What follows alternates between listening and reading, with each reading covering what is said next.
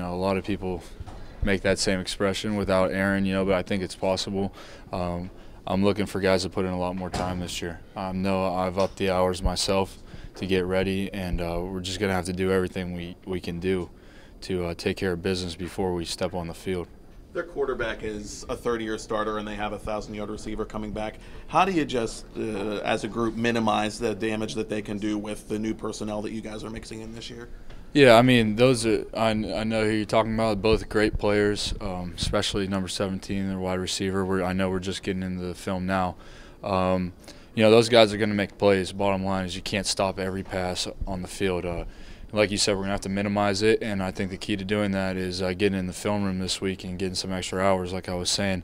Knowing the answers to the test before we step out there on game day is going to be key. Does what happened 2 years ago, the loss to Youngstown State, does that color, your preparation at all this week? Yeah, absolutely. I've heard a few, comments in the locker room here and there, and, I make sure everyone knows, squash it right now.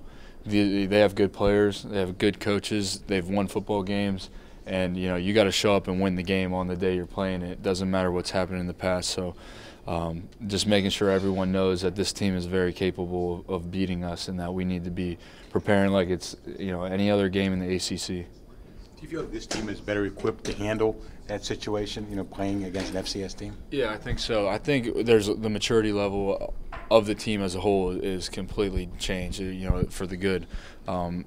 People are respecting opponents a lot more and taking their jobs a little bit more seriously, which is important to getting wins on Saturdays. Ray, was there a point where you, in the last 6 months, you looked around the meeting room and sort of was like, man, how did I get to be the old guy here? Because, there are so many young guys that are not only on the roster but expected to be, out there with you. Yeah, time flies, that's for sure. And looking around the meeting room and being 5 years older than some guys is pretty crazy. But it's also a blessing to be able to lead those guys and get them started the right way, especially out on the field. Pre-snap, letting guys know what they're doing, making sure they know, just instilling it in their minds what's going on. And, it's a big role, but I'm embracing it and doing my best with it. And hopefully, we could do a good job. You talked about maturity. I assume you mean overall, or were you talking more specifically about the young guys and just sort of the way that they're handling their business? I'm talking about overall. The culture of the locker room is just completely different than a couple years back. It's hard to explain, but there's been a definite change in attitude, work ethic, preparation, and all of those things. And some of the guys may be young, but since they've been here, the only environment they've known is that. So Coach Chris has done a good job of getting rid of that, that privileged attitude, I guess you could say.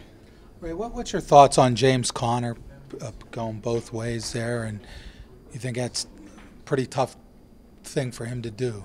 Yeah, James is a great athlete, as you guys all know, and he embraces that role. He likes playing defense, and he's got a great motor and he's tough. He could definitely run the ball, and he could help us on defense. And he's a team guy. He's into doing whatever he can do to help us win. And it's great to have people like that on your team. So we're going to use him every bit we can, and hopefully get him rest when we can as well. Do you think you could do that if the coaches asked you to go play some offense? I used to carry the ball back in high school. So Coach Rudy used to always joke with me, telling me they're moving me to tailback. So yeah, maybe not quite to the level that James does it. I thought maybe that return against Notre Dame might have given him the chance. I thought you could do that. I know. I switched the ball and everything. Showed some moves. Talk about Maddox and Mitchell and the kind of things they're bringing to the secondary. Reggie is, he's a work hard guy. He plays hard. He's smart. He's willing to mix it up. You can count on Reggie to be where you need to be, and ultimately on defense, that's the most important thing, rather than size, speed, any of that, is being in the right place at the right time when you're asked. And that's a big deal for me with Reggie playing on my side, to know I can count on him.